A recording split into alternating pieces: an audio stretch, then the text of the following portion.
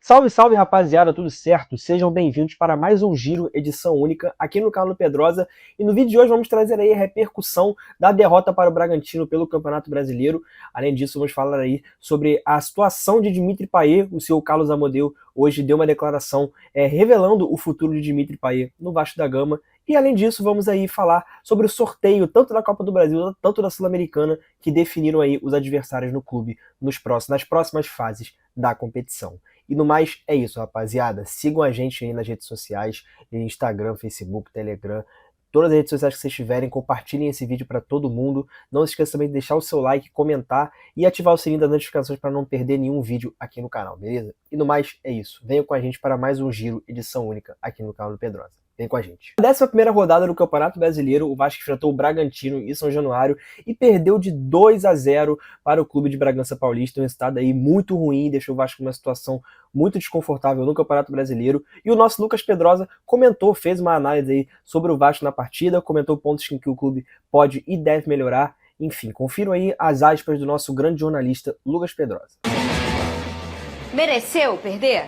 Sim. Ah, Pedrosa, não acredito. Mas talvez poderia ser um pouco melhor do que foi. Sim. Tá? Eu acho que é o seguinte, primeiro a gente tem que lembrar que o Red Bull Bragantino tem 23 pontos no campeonato, tá um do líder Flamengo e não é à toa. O Bragantino faz jogo duro com todo mundo em qualquer lugar. É uma equipe extremamente organizada pelo Seabra, que faz um trabalho há mais tempo do que o Diniz, que tem jogadores que inclusive entendem o que o futebol atual pede, um time físico, entregue, que consegue também, naquele momento, ter jogadores jovens e que estão desempenhando.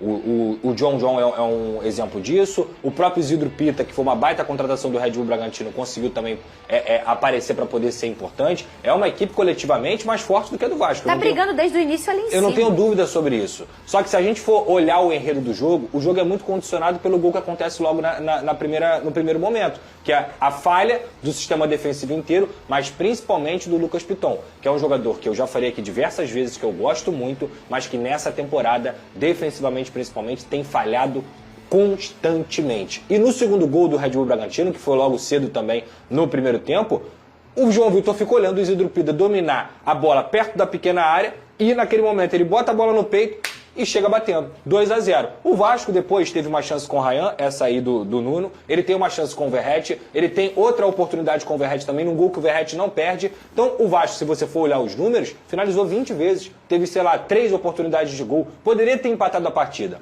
Só que quando acontece o gol inicialmente, é aquele velho problema que a gente já falou aqui. É uma equipe que se desmorona, que não tem um mental muito forte para conseguir lidar com as adversidades da partida. Mas se você for falar em atuação, Fernanda, o Vasco não fez um jogo horroroso. O Vasco não fez um jogo ruim. O Vasco fez um jogo que, infelizmente, teve o seu resultado condicionado logo no início da partida por erros individuais do João Vitor e do Lucas Piton, coisa que acontece desde o início do Campeonato Brasileiro e, coletivamente, o time não estava num bom dia em pontaria. Então, quando você me pergunta, mereceu perder? Claro que mereceu perder. Senão vou colocar até o Vasco ainda vivo, respirando dentro da Copa do Brasil e da Sul-Americana, e vai ter um mês de parada para conseguir treinar esse time, que é o que ele mais precisa.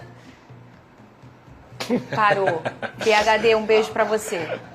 Tá vacinando ele de novo, que tá precisando. Sabe o que tem ali dentro da vacina ali, da seringa? Energético, aquele energético. É a segunda dose da vacina. Aquele que dá. Ai, Vene, agora que eu entendo. Agora, se você parar e analisar na tabela, o Vasco chegou a 7 derrotas. Mesmo número de derrotas do Sport, por exemplo, que é o pior time do Campeonato Brasileiro. Esses números preocupam, mas a parada vem num bom momento. Inclusive o presidente Pedrinho sempre menciona isso, né? Que ele aposta muito nessa parada para o Super Mundial, para o Fernando Diniz conseguir encaixar a equipe. Mas para ele encaixar a equipe, eu acho que a diretoria também precisa ajudá-lo. E quando eu falo isso, é questão de reforços. Porque o Fernando Diniz, com certeza, ele pede reforço para a diretoria vascaína. Porque esse elenco aí, ele vai conseguir extrair muito mais do que isso. Ele já ajustou muito a equipe. Óbvio, piorar também não dava, pelo que o Vasco se encontrava. Mas a gente consegue perceber, sim, o Fernando Diniz já dando uma organização tática.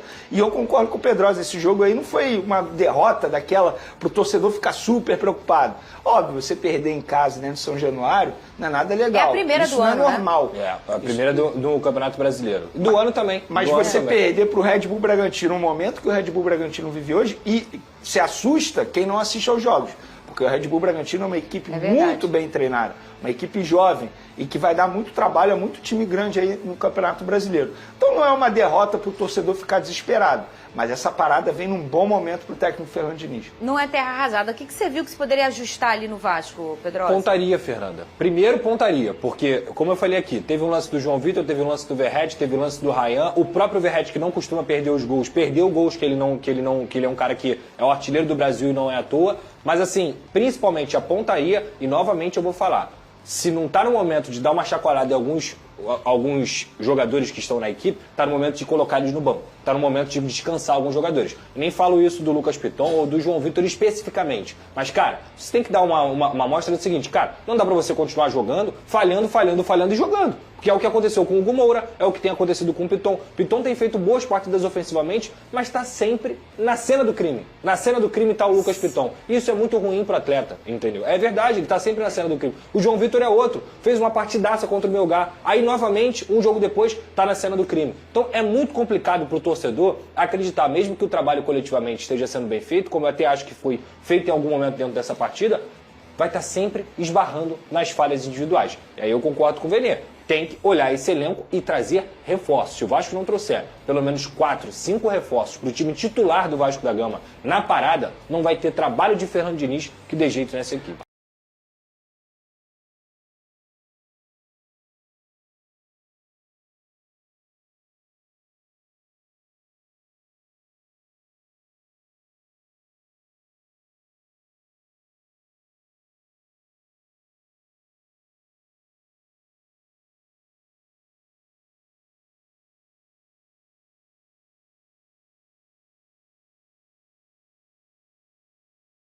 Ó, a Golcase está com promoção rolando lá no site dela e com o cupom Pedrosa você tem desconto, tá? É esse tipo de copo aqui, ó, copo do gigante. E hoje, cara, olha só, esse aqui é sacanagem, tá?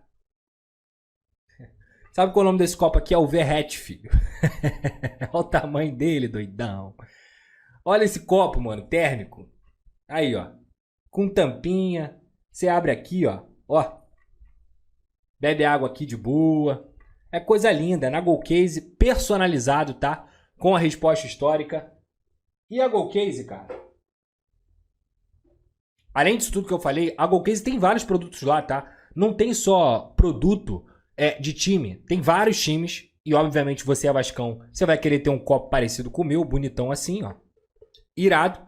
Mas também tem produtos normais, tem marmiteira, tem mochila, tem mala, tem tudo. A Golcase é uma marca completa, licenciada do Vasco da Gama. E com o cupom Pedrosa, você tem a oportunidade de garantir o desconto também. Clica no link da descrição ou também no QR Code que está aqui na sua tela e que fica passando aqui no canal do Pedrosa, Golcase. Lembrando, você me ajuda, ajuda o Vasco e ajuda a Golcase também, utilizando o cupom Pedrosa, beleza? E além disso, claro, a nossa grande parceira KTO. Um beijo pra KTO, tamo junto. Só clicar aqui na tela, aqui no QR Code, para você fazer seu jogo, sempre com muita responsabilidade. É proibido para menores de 18 anos e não é para jogar o que você não tem, pelo amor de Deus. Não vai jogar conta de luz, não vai jogar, é para brincar, para você se divertir, é dinheiro sobrando. Se você tiver um dinheiro sobrando e quiser fazer uma brincadeira, vá lá na KTO e utilize também o cupom Pedrosa lá na KTO, beleza? E nesta segunda-feira aconteceram 2 sorteios importantes para o Vasco da Gama. O primeiro foi o da Copa Sul-Americana.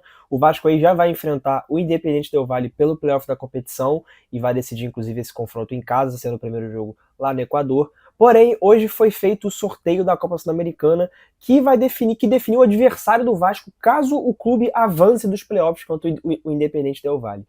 E caso o Vasco passe do Independente Del Valle, o Vasco vai enfrentar o Muxuque Runa do Equador, equipe aí que teve a melhor campanha da fase de grupos da competição, obteve 5 vitórias e 1 empate. O Vasco aí vai enfrentar o Muxuque Runa caso avance do Independente Del Valle nos playoffs e a decisão será na casa do adversário. Já na Copa do Brasil, o sorteio foi realizado aí na sede da CBF, lá na Barra da Tijuca, e o adversário do Vasco ficou definido como o CSA, e nesse confronto o Vasco também vai decidir em São Januário, sendo o primeiro jogo aí lá no estádio Rei Pelé, em Alagoas, jogo aí que, bom, considerando as possibilidades de adversário, Flamengo, Palmeiras, e Atlético Mineiro, Internacional, o Vasco aí até que teve sorte no sorteio, visto que o CSA junto com outros adversários, era um adversário, de certa forma, acessível, e o clube aí vai decidir a partida, decidir o confronto das oitavas de final da Copa do Brasil em São Januário, confronto aí que vale uma bolada. A Copa do Brasil sempre paga um bom valor para clubes aí que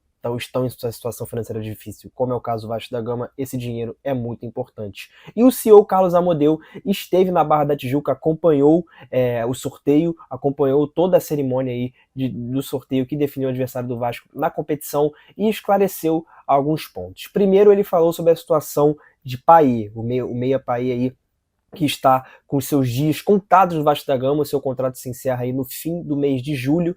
O meia, inclusive, aí, o francês, viajou para a França por problemas particulares, alegou problemas particulares para resolver situações de sua vida pessoal, e o Vasco o liberou.